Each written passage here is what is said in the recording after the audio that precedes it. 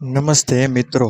મિત્રો, શું ખરેખર કેટલીક રાશિઓ એવી હોય છે કે જેમને જન્મથી જ પૈસા, સુખ અને વૈભવનો આશીર્વાદ મળેલો હોય છે? શું એ લોકો જન્મથી જ લકી હોય છે કે પછી તેમની અંદર કંઈક એવી ખાસ વાત હોય છે જે તેમને ધનવાન બનાવે છે? મિત્રો, જ્યોતિષ શાસ્ત્ર પ્રમાણે સીધું એવું નથી કે કોઈ રાશિમાં જન્મ લો એટલે તમે આપોઆપ કરોડપતિ બની જશો. પણ હા, કેટલીક રાશિઓ એવી હોય છે જેમની અંદર જન્મજાત એવા ગુણો હોય છે જે તેમને પૈસા કમાવવા, સાચવવા અને વધારવામાં ખૂબ મદદ કરે છે. મિત્રો, અને આજે આપણે વાત કરવા જઈ રહીએ છીએ એવી જ 5 રાશિઓની જે લોકોને સામાન્ય રીતે જન્મથી જ પૈસાવાળી રાશિ હોય તેવું કહેવાય છે. તો મિત્રો, વિડીયોની શરૂઆત કરીએ તે પહેલાં કોમેન્ટ બોક્સમાં એકવાર જય મહાલક્ષ્મી અવશ્ય લખો અને વિડીયોને અંત સુધી અવશ્ય નિહાળજો. તો મિત્રો, સૌપ્રથમ જે પ્રથમ રાશિ એ છે વૃષભ. તો મિત્રો, વૃષભ એટલે સ્થિરતા, સુખ અને વૈભવનો પ્રતીક. આ રાશિના લોકો ખૂબ જ પ્રેક્ટિકલ હોય છે. તેઓ પૈસાને લઈને કોઈ ઇમોશનલ નિર્ણય લેતા નથી. દરેક ખર્ચ અને રોકાણ તેઓ સમજદારીથી કરે છે. અને મિત્રો, સૌથી મોટી વાત, તેઓને લક્ઝરી લાઈફ ખૂબ પસંદ હોય છે. એટલે તેઓએ માટે મહેનત પણ એટલી જ કરતા હોય છે. તેઓ પૈસા કમાવા માટે સતત પ્રયત્નશીલ રહે છે અને જે કમાય છે તેને સાચવીને તે કમાણીમાં વધારવાની કળા પણ તેમને ખૂબ આવડે છે. હવે જોઈએ મિત્રો બીજી રાશિ, તો એ છે મિત્રો સિંહ રાશિ. તો સિંહ રાશિના લોકો જન્મથી જ લીડર હોય છે. તેમને ભીડમાં અલગ દેખાવું ગમે છે. તેઓ મોટા સપના જુએ છે અને તે સપનાઓને સાકાર કરવા માટે જોખમ લેવા ડરતા નથી. તેમની અંદર એક રાજાશાહી આત્મવિશ્વાસ હોય છે જે તેમને મોટા લેવલ પર પહોંચાડે છે. તેઓ એવા ક્ષેત્રોમાં સફળ થાય છે જ્યાં નામ, ફેમ અને પૈસા ત્રણેય મળી શકે. એટલે ઘણા સિંહ રાશિના લોકો જીવનમાં ખૂબ પૈસા કમાય છે. હવે મિત્રો, ત્રીજી રાશિ છે એ છે મિત્રો કન્યા રાશિ. તો મિત્રો, કન્યા રાશિના લોકો ખૂબ જ વિગતવાર વિચારતા હોય છે.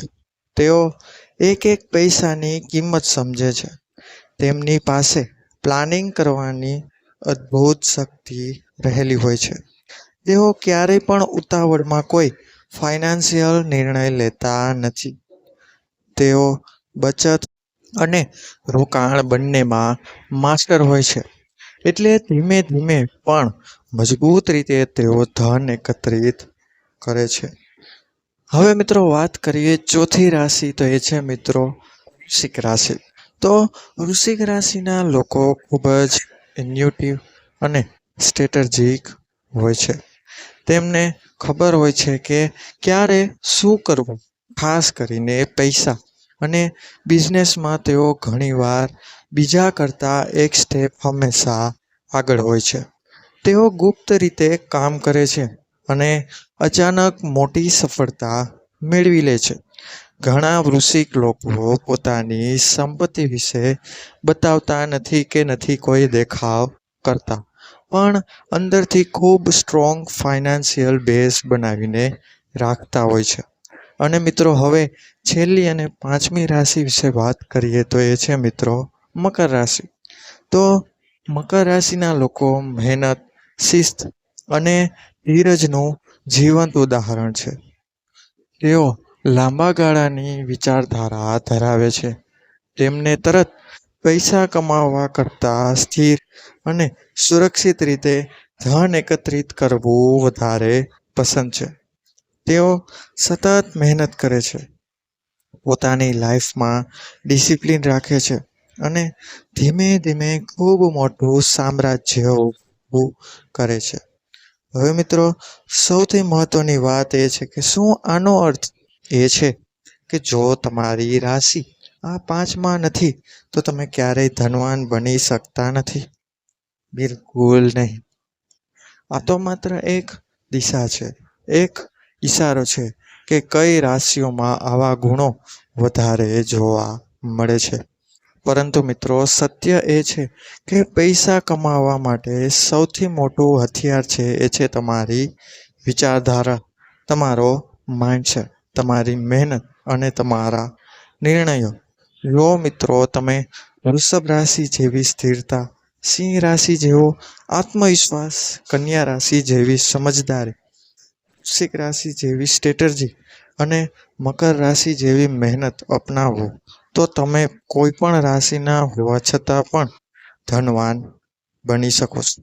એટલે મિત્રો, અંતમાં એક જ વાત કહીશ છે, યાદ રાખજો કે રાશિ તમારા જીવનની શરૂઆત નક્કી કરે છે, પણ તમારો અંત નહીં. તમારી આદતો અને તમારા એક્શન જ તમારું સાચું ભાગ્ય લખે છે. તો મિત્રો, તમારી માટે પ્રશ્ન એ છે કે તમે તમારી રાશિ ઉપર નિર્ભય રહેશો કે પછી આ 5 રાશિના ગુણો શીખીને તમારું પોતાનું ભાગ્ય બનાવશો? તો મિત્રો, જો આ વિડીયો પસંદ આવ્યો હોય તો વિડીયો લાઈક કરી વિડીયોને મિત્રજનો અને પરિવારજનોમાં શેર કરજો. અગાઉ જણાવ્યા મુજબ કોમેન્ટ બોક્સમાં જય મા લક્ષ્મી અવશ્ય લખજો અને ચેનલને સબસ્ક્રાઈબ કરવાનું ભૂલશો નહીં. તો મળીશું હવે આવા જ નવા વિડીયો સાથે, નવી જાણકારી સાથે. ત્યાં સુધી બધાને મારા હર હર મહાદેવ. જય શ્રી રાધે કૃષ્ણ, જય શ્રી હરિ વિષ્ણુ, જય મા બુદ્ધ ભવાની. ધન્યવાદ. અસ્તુ. આભાર.